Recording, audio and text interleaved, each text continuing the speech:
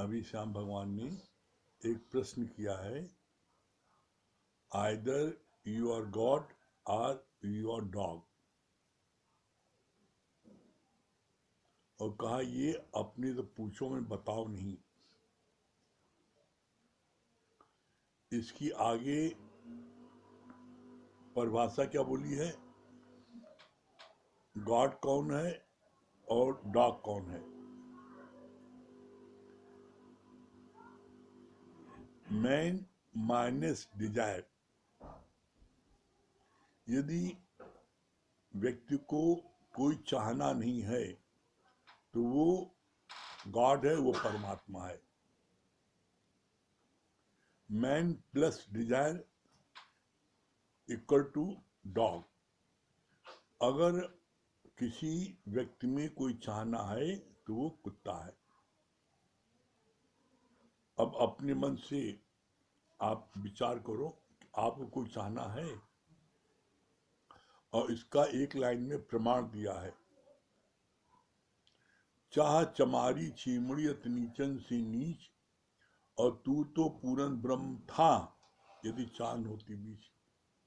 आप पूरे ब्रह्म थे, एक चाहना के कारण आप जीव बन गए। एक चाहना के कारण आप जो है जीव बने। तो ऐसे में आप अपने मन से बात करो कि तुम्हारी जो चाहना है वो अगर पूर्ति हो जाती तो कितनी देर की संतुष्टि है, सिर्फ 2 घड़ी की। 2 घड़ी की संतुष्टि के लिए तुम परमात्मा से इंसान और इंसान से हैवान बन जाते हो।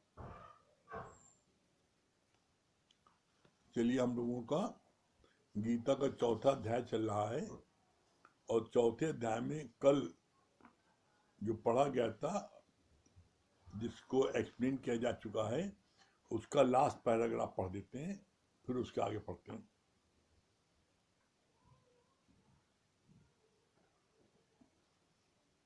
कल भी पढ़ा गया था, man minus desire equal to dog god, either you are god और you are dog.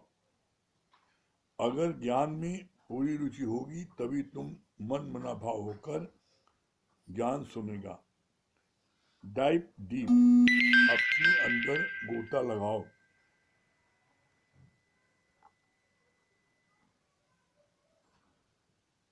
You are dead, इधर उधर 10 जगह खुदाई क्यों करते हो, पानी भी नहीं निकलेगा। पर यहाँ पर गुरु बोलता है कि एक जगह कुआं खोदोगे, प्रेम और सेवा से मनुष्य का अहंकार जाता है। गुरु के संग रहते रहते उसका रंग तेरे ऊपर चढ़ जाता है। फिर गुरु तेरे ऊपर नहीं पर अपने ऊपर आशिक हो जाता है। ज्ञान सुनकर अभी भी अगर तेरे भीतर आनंद नहीं आता तो जांच करो कि कौन सी कमी है। यहां तक हुआ था कल। इसके आगे आज चींटी ने जब मिश्री चख ली तो नमक का पहाड़ सदैव के लिए छोड़ दिया। जैसे मिठास को चींटी कोने में भी ढूंढ लेती है, ऐसे ही तुम हर जगह परमात्मा को ढूंढ लो। कैसे? दिव्य दृष्टि से। कितनी अच्छी बात बोली भगवान ने। कहा चींटी जब एक बार मिश्री का चख लिया तो नमक का पहाड़ हमेशा के लिए छोड़ दिया। इसी तरीके से आप आत्म रस अगर एक बार चख लोगे तो दुनिया का कोई रस आपको अच्छा नहीं लगेगा। लेकिन अभी चूंकि आपने आत्म रस नहीं चखा है, इसलिए दुनिया के रस के लिए आप भाग रहे हो। जैसे मिठास को चींटी कोने में भी ढूंढ लेती है। कितनी अच्छी बोला। एक जीव जो सबसे छोटा है चींटी, वो जो है मिठास को कहीं कोने में पड़ी होती है, कहीं पर भी घर में किसी जगह आप मीठा डाल दो तो वो चींटी वहां आ जाती है, मतलब वो मीठे को ढूंढ लेती है, इतनी तेज उसकी दृष्टि है। और तुम परमात्मा जो सर्वत्र हर जगह है, हर चीज परमात्मा है, तब भी तुम नहीं ढूंढ पाते। कभी आपने चिंतन मनन किया कि आप क्यों नहीं ढूंढ पाते? क्योंकि आप परमात्मा को चम की दृष्टि से देखना चाहते हो। चम की दृष्टि से आपको नहीं दिखेगा परमात्मा। जब आप गुरु से दिव्य दृष्टि लोगे तो फिर आपको परमात्मा एहसास होगा, महसूस होगा, दिखेगा। कैसे? जैसे जब अर्जुन ने भगवान कृष्ण से प्रार्थना किया कि आपका वो विराट रूप हम देखना चाहते हैं, तो भगवान कृष्ण ने क्या जवाब दिया? कहा, ये चम की दृष्टि से तुम मेरे उस विराट रूप को नहीं देख सकते। तो पूछा उपाय? कहा, हम तुमको दिव्य दृष्टि देते हैं। और भगवान कृष्ण ने जब अर्जुन को दिव्य दृष्टि दी, तब अर्जुन परमात्मा का वो ब्रह्म रूप देख पाया। तो इसी तरीके से आप भी ब्रह्म रूप आप तभी देख पाओगे जब आपको गुरु से दिव्य दृष्टि मिलेगी। इसीलिए बोला, यहां पर लिखा है, तुम हर जगह परमात्मा को ढूंढ लो दिव्य दृष्टि से। वो दिव्य दृष्टि जब गुरु से मिलेगी तब आप उस परमात्मा को जो हर जगह है उसको आप ढूंढ सकते हो। फिर आगे बोला, गीता में बोला है कि आगे नम्रता भाव रखकर दंडवत करो, यानी डंडे की तरह निर्माण होकर गुरु के आगे पड़ जाओ। गिरे जो गुरु के चरणों में उठाई नहीं जाते। कितना सुंदर विवेचन किया है। गिरे जो गुरु के चरणों में उठा नहीं आते। जो गुरु के चरणों में गिर जाता है तो वो अपने आप नहीं उठता। गुरु के चरणों में गिरने पर गुरु जो है, गुरु खुद उठाता है और गले से लगाता है। जब हम गुरु के चरणों में गिर जाते हैं तो गुरु हमें अपने हाथों से उठाकर हमें अपने गले लगाता है। कब? जब हम गुरु के चरणों में गिरते हैं तब। फिर आगे बोला, गुरु से ऐसा नेह का नाता हो जो अंत तक प्रेम से निभा सके। सो क्यों बिसरे जो बिस्ते काढ़े। एक शिष्य ने गुरु से पूछा कि मेरा उद्धार कैसे हो। गुरु ने जवाब दिया, मेरा उद्धार चुका दो। तुम भी मेरा उद्धार कैसे चुकाओगे? तुम भी गुरु की तरह ये ज्ञान निष्काम भाव से जाकर सब में बांटो। रुपए पैसे का दान करके तुम अगले को हीन बनाते हो, पर ज्ञान का दान देकर तुम उसे ऊंचा उठाते हो। कितनी अच्छी बात बोली भगवान ने। बोला कि तुम देखो, गुरु से ऐसा नेह का नाता हो जो अंत तक प्रेम से निभा सके। देखो, तुम्हारा प्रेम से गुरु से नाता अंत तक निभ पाता है। फिर बोला, एक शिष्य ने गुरु से पूछा कि मेरा उद्धार कैसे हो। तो कितना अच्छा जवाब दिया। बोला, तुम्हारा उद्धार कैसे हो? जैसे निष्काम भाव से गुरु ने तुमको ज्ञान सुनाया है, वैसे ही निष्काम भाव से जाकर तुम भी दुनिया को ज्ञान सुनाओ, तो गुरु का उद्धार चुकता हो जाएगा। रुपए पैसे का दान करके तुम अगले को दीनहीन बनाते हो।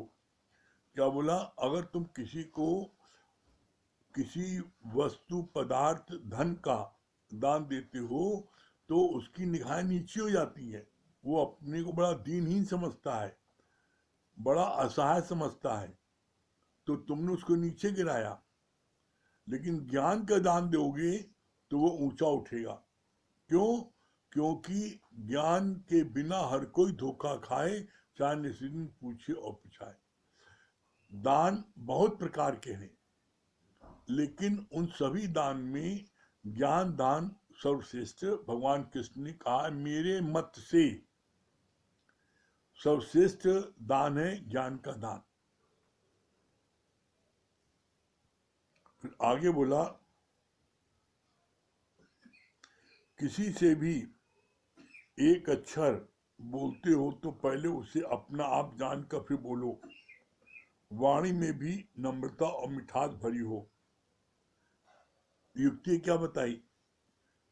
किसी से भी बोलते हो तो पहले अपना आप उसमें देखो।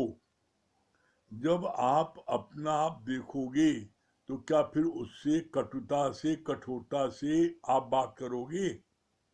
अपना आप देखोगे तो आप उसको बहुत प्यार से इज्जत से बात करोगे। सतगुरु सिख की हलत पलत दो सवारे। पहले अंदर में गुरु के प्रति सच्ची भक्ति हो, तभी ज्ञान मिलेगा और फिर कर्म भी सही होगा। क्या बोला? अगर गुरु के प्रति तुम्हारी भक्ति सच्ची है तो गुरु जो है तुम्हारी हलक पलक, तुम्हारा आध्यात्मिक जीवन और भौतिक जीवन, तुम्हारा अंदर और बाहर, उठना बैठना चलना फिरना खाना पीना, सब कुछ तुम्हारा संभालता है। और जो भी तुमको देखता है तो बोल उसको कहना पड़ता है कि तुम किस गुरु के बच्चे हो। तो यहां पर जो है बोला, ये बहुत ही इंपॉर्टेंट बात है कि ऐसे में आप देखो कि आपके जीवन में क्या उठने बैठने चलने फिरने बोलने चालने में परिवर्तन आया है। तो अगर आपका परिवर्तन आया है तो आप फिर तब आप सचमुच आप गुरु के शिष्य कहलाने योग्य हो। फिर आगे बोला, पहले अंदर में गुरु के प्रति सच्ची भक्ति हो तभी ज्ञान मिलेगा और फिर कर्म भी सही होगा। जब तुम्हारी सच्ची भक्ति होगी तो तुम्हारा कर्म भी सही होगा। बिना सच्ची भक्ति के तुम्हारा कर्म सही नहीं हो सकता। फिर आगे बोला, see God everywhere, there is nothing but God. बोला भगवान को हर जगह देखो। क्यों देखो? क्योंकि भगवान के अलावा कुछ इस पूरे ब्रह्मांड में है ही नहीं। इस पूरे ब्रह्मांड में भगवान के अलावा कोई चीज नहीं है। जो चीज भी आपको दिखती है वो हर चीज भगवान है। तुम्हें दिख रही है दूसरी चीज, दिख रही है तौलिया, दिख रहा है मोबाइल, दिख रहा है बल्ब, नहीं। गुरु जी ने क्या बोला? Everything is God and everywhere is God. जब एवरीथिंग आ गया, हर चीज भगवान है। कैसे? इसका एक बहुत अच्छा प्रमाण गुरुजी ने बोला, दादा भगवान से किसी प्रेमी ने मुट्ठी में कुछ छुपा लिया और पूछा क्या है? वो भगवान है। कहा ये तो ऐनक है। कहा ऐनक भी तो भगवान है। ऐनक भी भगवान है। क्यों? इसका प्रमाण दूसरे तरीके से क्या है? आप भजन क्या गाते हो? जर्रे जर्रे में है झांकी राम की, किसी सूझ वाली आंख ने पहचान की। और जब जर्रे जर्रे में है भगवान की झांकी, जर्रा जर्रा कोई जगह न तुझसे खाली है, तू व्यापक डाली डाली है। जब यहां तक बोल दिया, मेरे रोम रोम में बसने वाले राम, कहाँ नहीं राम है? जब हर जगह वो है तो फिर कहां से कोई चीज आ गई? जो चीज भी आपको दिख रही है वो है परमात्मा, लेकिन ब्रह्म तुमको इसलिए नहीं दिख रहा है क्योंकि तुम्हें भ्रम हो गया है। जब भ्रम होता है तो ब्रह्म नहीं दिखता। कैसे? इसका बहुत सुंदर गुरु जी ने उदाहरण पेश किया। कहा जैसे अंधेरे में तुम्हारे को रस्सी सांप भासती है और आप जोर से चिल्ला के भागते हो, सांप सांप सांप, और जब टार्च का प्रकाश डालते हो तो अपने ऊपर हंसते हो, अरे मैं कैसा बेवकूफ हूं, थी रस्सी में सांप समझ रहा था। अरे वो सांप तीनों काल में नहीं है। अंधेरा में नहीं था, प्रकाश कर दो फिर अंधेरा कर दो, वो हमेशा रस्सी ही थी और रस्सी रहेगी, लेकिन आपको अंधकार में वो सांप दिखाई पड़ रहा था।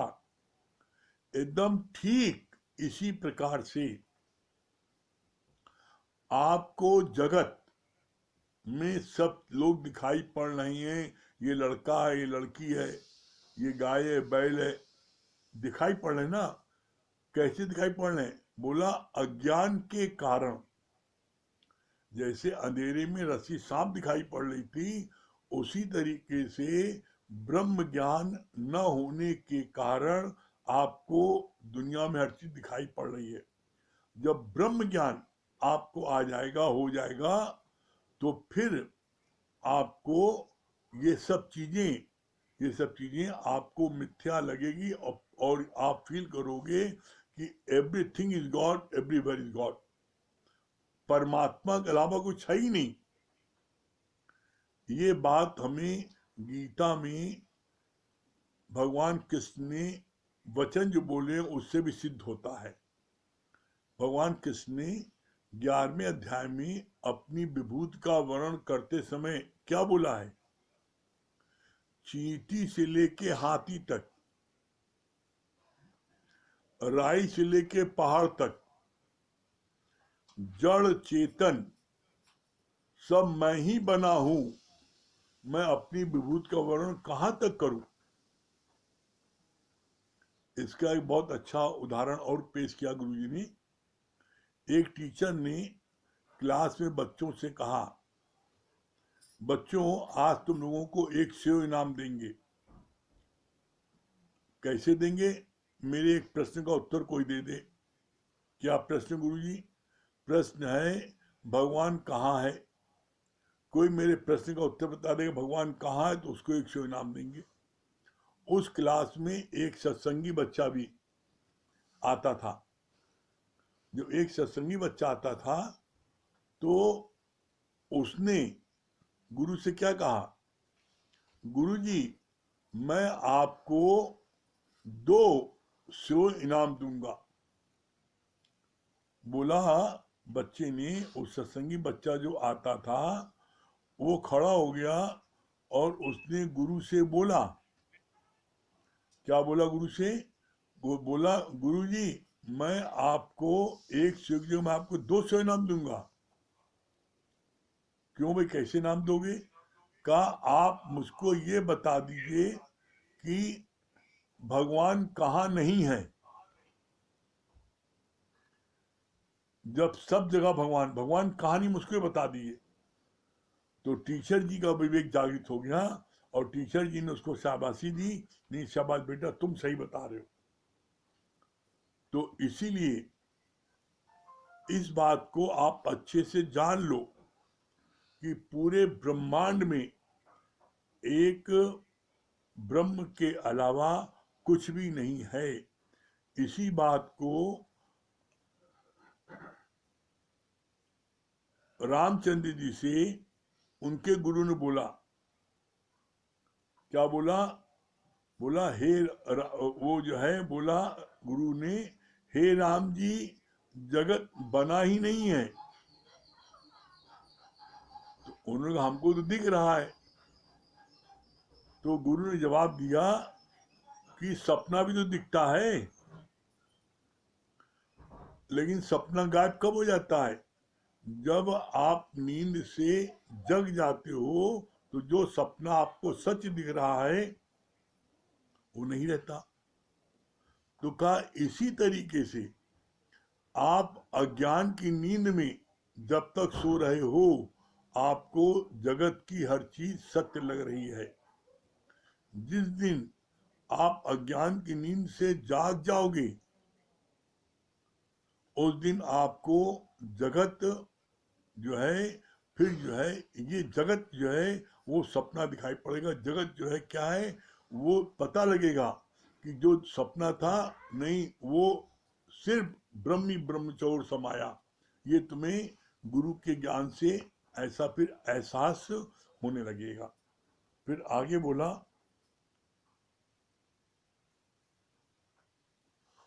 कृष्ण की मैं है आत्मा की, और अर्जुन की मैं है देह की। गुरु से प्रश्न करो तो अंदर में निष्कपट भाव रखो। बहस से भगवान सिद्ध नहीं होता, पर श्रद्धावान लभते ज्ञानम। क्या इसका हुआ? बोला, कृष्ण भगवान, गीता में भी जहाँ कृष्ण लिखा है वहाँ लिखा है भगवान वाक्य, और जहाँ अर्जुन लिखा है तो वहाँ लिखा अर्जुनो वाक्य।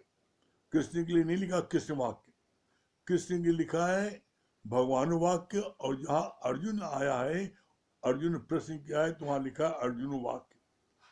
क्यों? ऐसा क्यों? क्योंकि कृष्ण हर समय अपनी आत्मा में विचरण करते थे और अर्जुन जीव भाव में रहता था।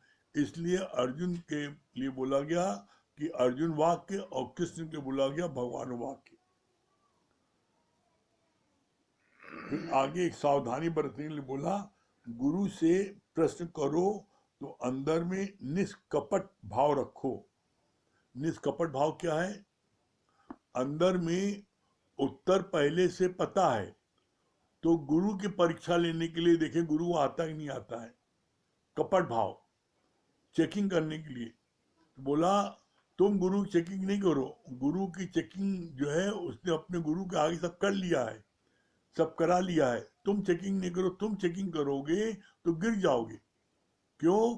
तुम्हारे अंदर में जिस दिन कपट भाव आएगा, तो उसके लिए क्या बोला है?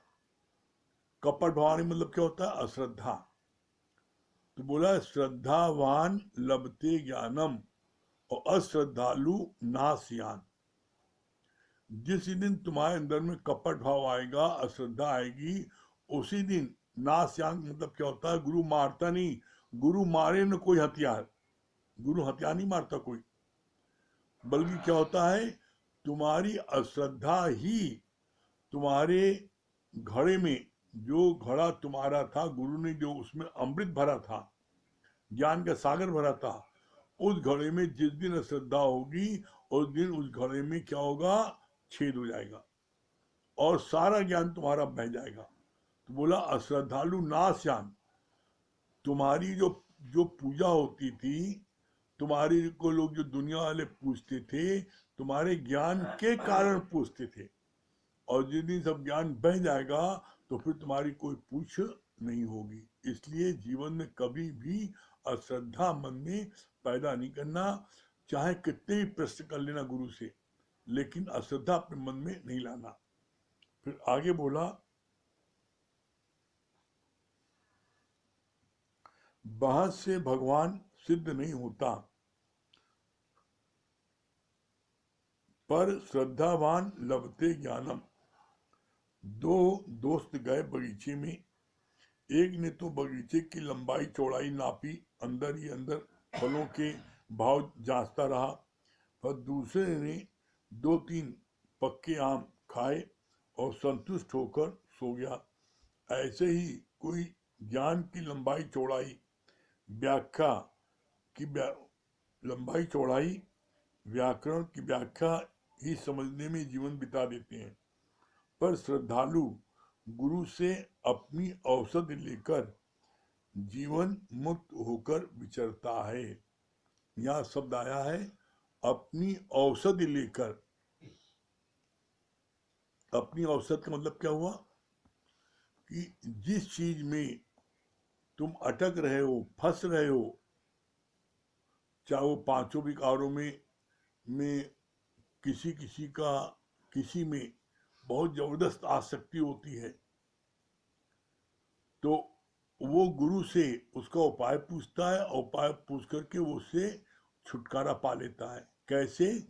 जैसे गुरु ने बोला, सामान्यता पुरुषों में लोभ की बड़ी आसक्ति होती है, चाहे वो कितना भी धन कमा ले उसके बाद भी उनको धन कमाने की आसक्ति नहीं जाती। इसी तरीके से महिलाओं में मोह की बड़ी जबरदस्त आसक्ति होती है, वो उनका मोह बच्चों के प्रति जाता ही नहीं है। तो ऐसे में गुरु से पूछ करके जो अच्छे शिष्य हैं, सच्चे शिष्य हैं, वो गुरु से अपनी कमी को, अपनी कमजोरी को बता करके उससे विजय प्राप्त कर लेते हैं और उससे उपराम हो जाते हैं। तो बोला कि इसी तरीके से तुम भी कोई बात है गुरु से पूछ करके उससे उपरामता प्राप्त करो, तभी तुमको मुक्ति प्राप्त होगी। बहुत ज्यादा लंबाई चौड़ाई व्याकरण की व्याख्या समझने में जीवन बिता से क्या मिलेगा तुम्हें? जैसे दो बच्चे जब बगीचे में गए तो एक ने तो दो चार आम बढ़िया पक्के खाए और वही सो गया, खूब आराम किया, खूब आनंद लिया, और एक ने पूरे बगीचे की लंबाई चौड़ाई नापी, आम का भाव लगाया और ये देखा इसको इतना फायदा होता है, तो वो उससे बड़ा भारी हो गया। अरे इसको इतनी आमदनी होती है, तो उसकी आमदनी सोच करके वो बड़ा भारी हो गया। तो इसी तरीके से बहुत से लोग जो ज्यादा पढ़े लिखे होते हैं तो वो ज्ञान को भी खूब उसकी लंबाई चौड़ाई में जाएंगे, उसकी व्याख्या जाएंगे, मतलब वो बड़े अच्छे ब्रह्म श्रोती हो जाते हैं, ज्ञान के बारे में बहुत अच्छी जानकारी ले लेते हैं, लेकिन उनकी स्थिति एक पैसे नहीं होती। जरा सी कोई बात उनके जीवन में आती है तो वो जो है वो क्या है, घर से छोड़ भाग जाते हैं, संन्यास ले लेते हैं, पता लगता है मारपीट करते हैं, गाली गलौज करते हैं। तो ऐसे में बहुत ज्यादा ज्ञान की लंबाई चौड़ाई जान करके तुम्हें क्या मिलेगा? जब भी कोई भी प्रश्न करो, गुरु से कोई बात करो, तो ये जरूर अपने मन में विचार कर लो, इस प्रश्न को करने से मेरी आत्म उन्नत होगी। जिस चीज से आपकी आत्म उन्नत होती है उस चीज को आप खूब करो, मना नहीं है, लेकिन आप फालतू बात करके गुरु का समय बर्बाद करते हो, अपना समय बर्बाद करते हो, इससे जो है, इससे तुम्हारा भी भला नहीं होगा और औरों का भला होगा। फिर आगे बोला,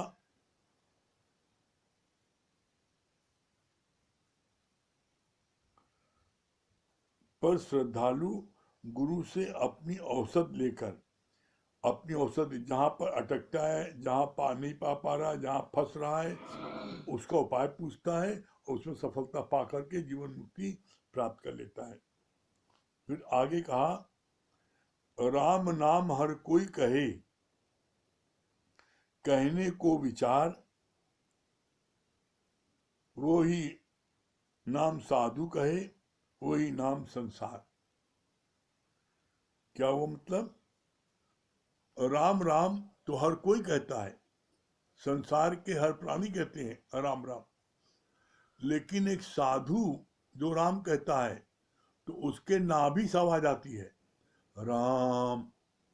और जो दुनियावी वाले कहते हैं वो जब कोई एक्सीडेंट देख लेते हैं कि एक्सीडेंट हुआ, उनके सामने आदमी मरा, राम राम राम राम राम, बड़ा उनको अंदर में होता है, घबराहट होती है और राम नाम लेते हैं। और आजकल जाड़े में जब कोई किसी को गर्म पानी का अरेंजमेंट नहीं हो पाता और ठंडे पानी टंकी पानी से नहाता है तो रम रम रम रम खूब तक चिल्लाता है, क्यों? जैसे उसकी ठंड गायब हो जाए। तो इसीलिए बोला राम राम राम हर कोई कहे, साधु भी कहता है और दुनिया वाले भी कहते हैं। तो साधु को जो राम नाम होता है, उस एक बार राम के नाम लेने से उद्धार हो जाएगा। लेकिन जो दुनिया वाले कहते हैं उसके पीछे उनका एम क्या है? जिसको बहुत ठंड लग रही है वो राम राम कहता है तो उसको ऐसे जाड़ा कम लगता है, फिर उधर ध्यान चला जाता है। किसी ने कोई एक्सीडेंट देखा, किसी डेथ देखी, सामने राम नाम चलने लगता है। किसी को कोई बहुत ज्यादा मार पीट रहा है, कई लोग तो जब देख किसी को नहीं देखा जाता राम राम कहते हैं। तो बोला वो जो राम राम कहते हैं वो उस चीज से घबरा करके राम राम कहते हैं। लेकिन साधु जो है वो घबरा नहीं कहता, वो अपने आत्म मस्ती में रहता है और तब वो राम नाम कहता है। तो बोला ये चीज तुम देखो कि तुम राम नाम जब पुकारते हो तो तुम कैसे पुकारते हो? क्या तुम्हारी अंतर भावना राम नाम पुकारती है कि तुम कोई एक्सीडेंट देख करके या जाड़ा देख के राम नाम पुकारते हो? फिर आगे बोला अच्छे व्यक्ति में भगवान देखना सरल है, पर जो हमारे विपरीत चलते हैं उनसे प्रीत करने में दम चाहिए। अच्छा व्यक्ति है उसे भगवान देख लेना बड़ा सरल है, लेकिन जो अपोजिट है, बुराई करते हैं, निंदा करते हैं, नुकसान पहुंचाते हैं, उनके भगवान नहीं देख पाते। तो गुरु जी ने क्या बोला? नहीं, वो भी भगवान है, लेकिन अगर वो तुम्हारी बुराई कर रहा है, निंदा कर रहा है, नुकसान पहुंचा रहा है, तो वो भी उसके पीछे कारण है।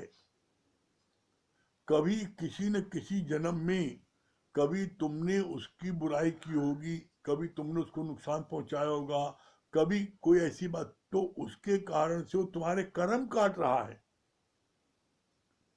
तो यहां पर इस बात को जब आप जान जाओगे कि मेरा ही बोया है ये बीज, तो उससे फिर आपको दुख नहीं होगा, कष्ट नहीं होगा और रिवेंज की भावना नहीं आएगी।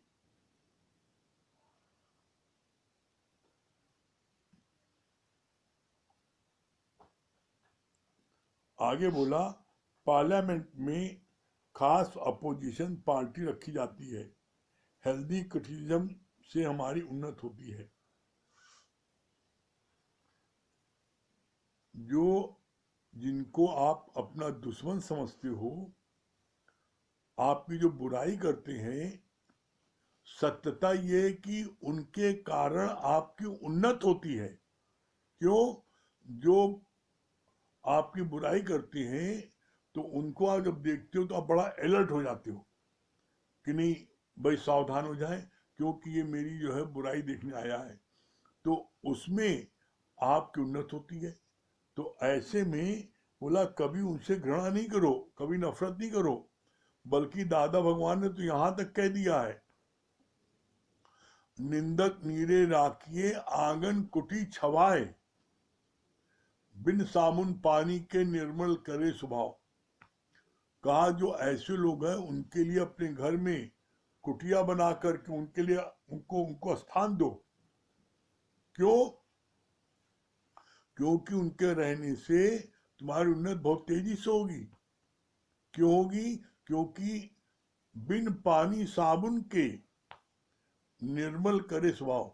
जो तुम्हारे स्वभाव में कोई कटुता है, कोई चीज की कमी बेसी है, तो बिना साबुन के पानी के तुम्हारे स्वभाव को निर्मल कर देंगे, पवित्र कर देंगे। कितनी अच्छी बात है। अभी आप किसी वकील को करो और वो जो है तुम्हारी कोई पैरवी करे तो कितना पैसा लेता है। किसी मास्टर से पढ़ाई करो कॉलेज यूनिवर्सिटी और कितना पैसा लगता है। तो वो तुम धोबी को अपना कपड़ा देते हो साफ करने के लिए, कितना पैसा लगता है? अरे वो बिना पाई पैसे के तुम्हारी सफाई कर रहे हैं, तब भी तुम सफाई नहीं कराते। तो ऐसे में उनसे सफाई कराओ, उनको उनको भगाओ नहीं, उनको अपने घर में कुटिया छवा कर उनको रखो। फिर आगे बोला, गुरु नानक साहब ने अंधविश्वास वाले सभी कर्मों का खंडन किया।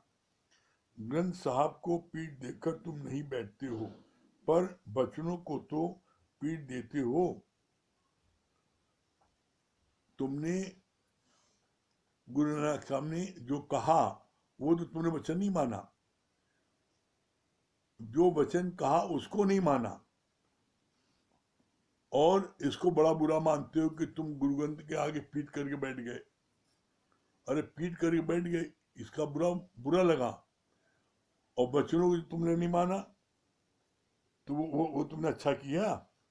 तो इसके लिए बोला, गुरु नानक साहब ने सभी अंधविश्वास वाले कर्मों का खंडन किया है। क्या खंडन किया है? गुरु नानक साहब जो है जब मक्का मदीना गए तो वहां पर उन्होंने, वो जब लेट गए तो उनका पैर मक्का की तरफ था, तो वहां मुसलमानों ने उनको बड़ा अपशब्द कहा और कहा कि तू जो है हमारे भगवान की तरफ पैर करके मक्का मदीना पैर करके लेटे हो हैं। तो गुरु नानक साहब ने क्या बोला? सारे लोगों का भ्रम उन्होंने तोड़ा। गुरु नानक साहब ने बोला, जिस दिशा में तुम्हारा मक्का मदीना नहीं है उधर मेरा पैर कर दो। भाई मेरे हिसाब से तो सब तरफ वही भगवान है, मैं किधर जिधर पैर रखूं? और आप कहते हो इधर मक्का मदीना है, तो आपको जिधर मक्का मदीना ना हो उधर आप मेरा पैर कर दो। तो मुसलमानों ने गुस्से में आकर के, क्रोध में आकर के उनके पैर को उठा करके दूसरी तरफ किया। तो जैसे दूसरी तरफ किया तो मक्का मदीना उधर घूम गया, तीसरी तरफ किया उधर घूम गया, तो वो लेके नाचने लगे। तो जब नाचने लगे तो मक्का मदीना भी नाचने लगा। तब उनको उनका होश उड़ गया, अरे ये कौन है? ये तो सचमुच संत परमात्मा है। तो गुरु नानक साहब ने सारे जो कर्म पाखंड हैं, ढोंग है, उसको उन्होंने काटा। उन्होंने परवाह नहीं की कोई इसको बुरा मानेगा। कोई भी अंधविश्वास था उसको उन्होंने, उस अंधविश्वास को उन्होंने दूर किया और साबित कर दिया कि हर तरफ मक्का मदीना है।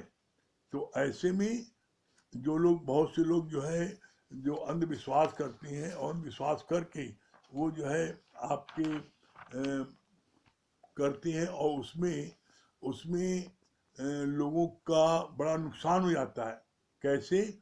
इसका एक गुरुजी ने बहुत अच्छा ऐसे एक दृष्टांत बोला था, बहुत प्यारा दृष्टांत बोला। इसी तरीके से बताया गुरुजी ने, एक राजा था, उसकी कोई संतान नहीं हो रही थी, 10 साल शादी को हो गए थे। तो पंडित लोगों के पास तो सारे उपाय हैं। तो पंडित जी ने राजा को बोला कि अगर आप किसी बच्चे की बलि दे दें तो आपको संतान हो जाएगी। तो जिसको संतान नहीं है तो नेचुरल है, उसके मन में एक आशा जग गई। तो राजा ने क्या किया कि अपने धन की लालच दे करके कि भाई हम ऐसे पाप नहीं करेंगे किसी बच्चे को मैं बलि दे दूं, बल्कि अपनी स्वेच्छा से कोई अपने बच्चे की बलि दिला दे। उसके लिए राजा ने क्या किया, अनाउंस करा दिया कि कोई भी व्यक्ति अगर अपने बच्चे की बलि देने के लिए राजा को दे देगा तो राजा उसको आधा राजपाट दे देंगे। इस लालच में आकर के एक परिवार बहुत गरीब था, उनके 4 बच्चे थे और माँ बाप थे। बड़ी मुश्किल से उनका थोड़ा सा खाना पीना हो पाता था, वो भी कैसे? जंगल से सब बच्चे माँ बाप लकड़ी बटोर के लाते थे और तब जाकर थोड़ा बहुत उनको जो अन्न मिल पाता था। बड़े गरीबी रेखा के नीचे वो अपना जीवन बिता रहे थे। तो उनके माँ बाप के मन में एक विचार आया कि मेरे 4 बेटी हैं और हम 2 जने 6 लोग हैं। इसमें एक बेटा जो है वो एकदम निठल्ला है, कहीं कोई मदद नहीं करता माँ बाप की लकड़ी बटोरने में। वो दिन भर जो है अपना भगवान का कीर्तन भजन करता रहता है, भजन गाता रहता है। तो उनके माँ बाप के मन में आया यही निठल्ला है, इससे कोई नहीं होता, चलो इसी को बलि दे दें तो कम से कम हम 5 लोग तो जिंदा रहेंगे, अच्छे से खाएंगे पिएंगे। ये विचार आतिमान उन्होंने स्वेच्छा से बड़े खुशी खुशी उन्होंने राजा को अपने उस बच्चे को बलि देने के लिए पहुंचा दिया। जब बलि देने के लिए पहुंचाया तो ऐसा प्रथा थी कि जिसकी बलि दी जाती है उससे अंतिम इच्छा पूछी जाती है। तो राजा ने भी उस बालक से पूछा कि बेटा तुम्हारी कोई अंतिम इच्छा है? तो उस बच्चे ने कहा हाँ। क्या है? कहा आप मेरे को 2 डंडा ला के दे दीजिए, थोड़ा सा सूत और एक कैंची। सारा अरेंजमेंट तुरंत हो गया। बच्चे ने क्या किया, 2 डंडे थोड़े फासले पर गाड़े और उसमें 3 सूत बांधा, और 3 सूत बांधने के बाद उसने कैंची से पहला सूत काटा, दूसरा सूत काटा और उसके बाद कैंची रख दिया और राजा से कहा अब आप हमको बलि दे दीजिए। अब राजा के मन में संशय आ गया कि कौन सा जादू टोना किया इसने। राजा ने कहा ये तुमने ऐसा क्यों किया? उसने कहा राजन, मुझको जो करना मैंने कर दिया, अब आप हमको बलि दीजिए, हमें चिंता नहीं है। तो राजा ने कहा नहीं, अब तुमको बलि तब तक नहीं दी जाएगी जब तक तुम इस बात को नहीं बताओगे कि तुमने ऐसा क्यों किया। तब उस बच्चे ने बताया। क्या बोला? राजन, मैंने पहली डोरी इसलिए काटी कि मैंने आज तक पढ़ा था, सुना था कि माँ बाप बच्चे की जो है लालन पालन करते हैं, माँ बाप बच्चे के रक्षक होते हैं, माँ बाप जो है उसके सब कुछ होते हैं। तो आज मैंने देखा कि माँ बाप जो है लालच में आज उन्होंने हमारी बलि चढ़ा दी। तो माँ बाप की प्रीति भी सच्ची नहीं है। फिर कहा कि दूसरी क्यों काटी? कहा दूसरी मैंने इसलिए काटी कि आज तक मैंने पढ़ा सुना था कि राजा की प्रीत सच्ची होती है और राजा प्रजा का रक्षक होता है। लेकिन आज मैंने देखा कि राजा स्वयं अपनी संतान के लिए दूसरे संतान की बलि दे रहा है, तो राजा की प्रीत भी सच्ची नहीं। तब का तीसरी को छोड़ दी, का तीसरी प्रीति है गुरु गोविंद। बोला परमात्मा की प्रीत सच्ची है। राजा का दम से विवेक जागृत हो गया।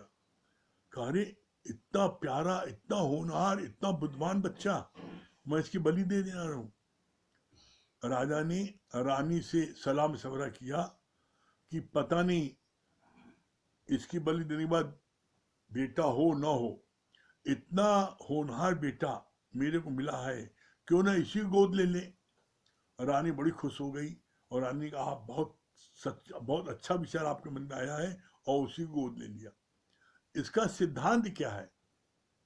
इसका सिद्धांत है कि तेरा कुछ न बिगड़ेगा सतगुरु शरण आने के बाद, और हर खुशी मिल जाएगी कदमों में झुक जाने के बाद। माँ बाप ने तो उसको बलि के लिए दे दिया था, राजा भी जो है जो रक्षक था वो भी उसके बलि देने जा रहा था, लेकिन उसको भरोसा था परमात्मा पर। उसने परमात्मा भरोसा किया तो क्या हुआ, बलि देने की जगह वो स्वयं राजकुमार हो गया। इसलिए जीवन में कभी भी हताश नहीं होना, कभी निराश नहीं होना, कभी मायूस नहीं होना। इस बात का अटल विश्वास रखना, तेरा कुछ न बिगड़ेगा सतगुरु शरण आने के बाद, और हर खुशी मिल जाएगी कदमों में झुक जाने के बाद। ठीक है।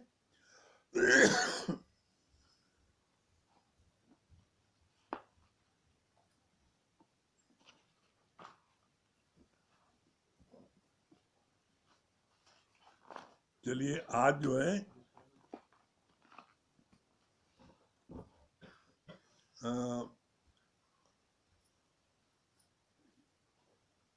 ये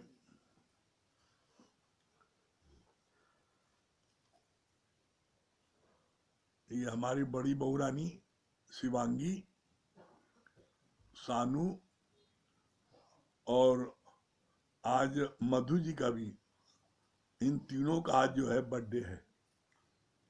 तो ऐसी इस खुशी में हम चाहेंगे कि शिवांगी जी जो है वो भजन या जो भी इच्छा है वो बताएं तो अच्छा रहेगा। आइए शिवांगी जी।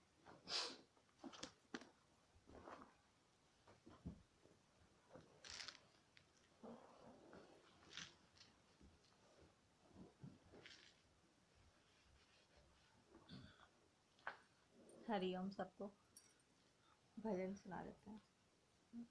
ठीक।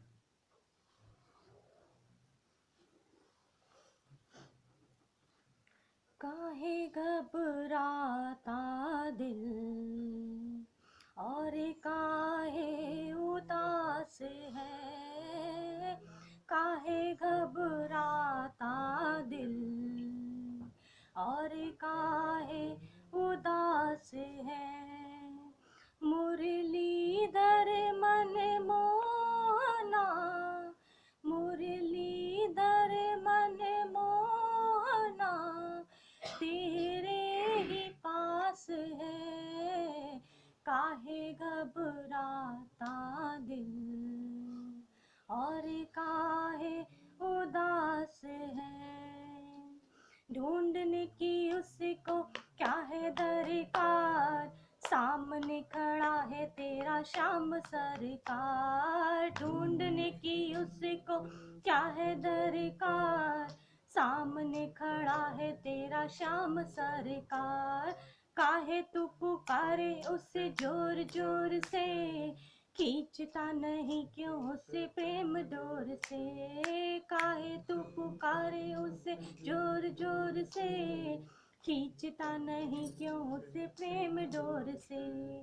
छोटी सी प्रेम कुटिया में, छोटी सी प्रेम कुटिया में करता निवास है, काहे घबराता दिल और काहे उदास है, काहे घबराता दिल और काहे उदास है। सावरा सलोना तेरा सामने खड़ा, बात कैसे करूं यही सोचता रहा। सावरा सलोना तेरा सामने खड़ा, बात कैसे करूं यही सोचता रहा। तू जो तेरे दुख से परेशान है, शाम की तरफ नहीं तेरा ध्यान है। तू जो तेरे दुख से परेशान है, शाम की तरफ नहीं तेरा ध्यान है। तू जो उदास है यहाँ, तू जो उदास है यहाँ, कबो भी उदास है, काहे घबराता दिल और काहे उदास है, काहे घबराता दिल और काहे उदास है। सावरा सलोना तेरे साथ साथ है, फिर तुझे डरने की क्या बात है। सामना सलोना तेरे साथ साथ है, फिर तुझे डरने की क्या बात है।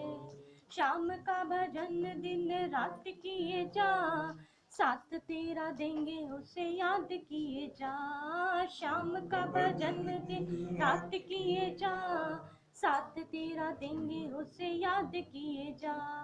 निकले जुबां से शाम शाम, निकले जुबां से शाम शाम, जब तक ये श्वास है काहे घबराता दिल, और काहे उदास है, काहे घबराता दिल, और काहे उदास है। बहुत सुंदर स्वामी, बहुत सुंदर। अब इसके बाद में सानू जी जो है इनकी बर्थडे ये भजन गाएंगी। इधर आ जाओ। और कल संडे है, कल संडे के दिन हर संडे 11 से 1 बजे तक घर पर सत्संग होगा। सभी लोग, सभी प्रेमी लोग संडे के दिन आप लोग आ सकते हैं। संडे को 11 बजे, हर संडे को 11 से 1 सत्संग होगा। उस दिन सभी प्रेमी लोगों को आने की इजाज़त है, आ सकते हैं। और ऑनलाइन भी होगा उसी दिन। हाँ, अब सानू जी जो है अपना मनपसंद चीज सुनाएंगी। हाँ, भजन नहीं है, जो जो इच्छा हो।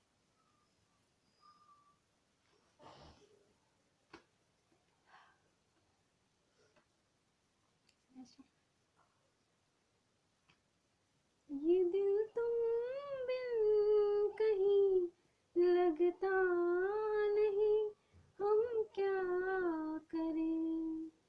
ये दिल तुम बिन कहीं लगता नहीं, हम क्या करें। तस्वीर में कोई बसता नहीं, हम क्या करें। तुम ही कह दो ऐ जाने वफा, हम क्या करें।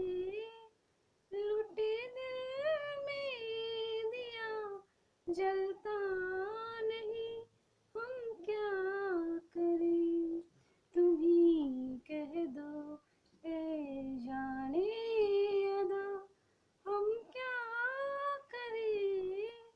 ये दिल तुम बिन कहीं लगता नहीं, हम क्या करें। किसी के दिल में बस कर दिल को तड़पाना नहीं अच्छा। किसी के दिल में बस के दिल को तड़पाना नहीं अच्छा। निगाहों को झलक दे के छुप जाना नहीं अच्छा। उम्मीदों के खिले गुलशन को झुलसाना नहीं अच्छा। हमें तुम बिन कोई जचता नहीं, हम क्या करें। तुम ही कह दो ऐ जाने अदा, हम क्या करें। लुटे दिल में कोई दिया जलता नहीं, हम क्या करें। मोहब्बत कर तो ले लेकिन मोहब्बत रास आए भी, दिलों को बोझ लगते हैं कभी जुल्फों के साए भी। हजारों गम है इस दुनिया में, अपने भी पराए भी। मोहब्बत का ही गम तन्हा नहीं, हम क्या करें। तुम ही कह दो ऐ जाने अदा, हम क्या करें। ये दिल तुम बिन कहीं लगता नहीं, हम क्या करें। बुझा दो आग दिल की, या इसे खुल कर बुझा दो आग दिल की, या इसे खुल कर हवा दे दो। जो इसका मोल दे पाए उसे अपनी वफा दे दो। तुम्हारे दिल में है क्या बस हमें इतना बता दे दो, कि अब तन्हा सफर कटता नहीं, हम क्या करें। लुटे दिल में कोई दिया जलता नहीं, हम क्या करें। किरे दिल तुम बिन कहीं लगता नहीं, हम क्या करें। Thank you. बहुत सुंदर, अति सुंदर। चलिए ओम का जाप कर लें।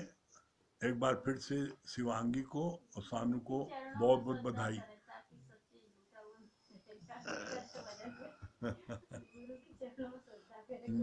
चलिए ओम का जाप कर लें।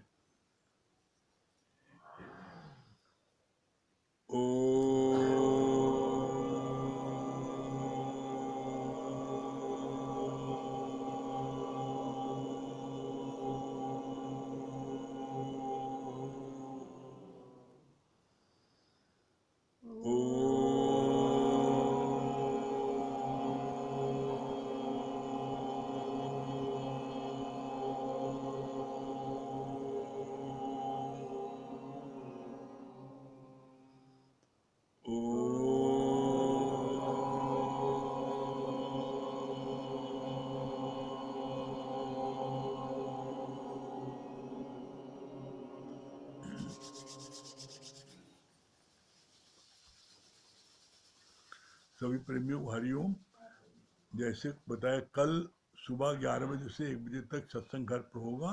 सभी लोग आप लोग आ सकते हैं। हर संडे 11 से 1 तक सत्संग होगा।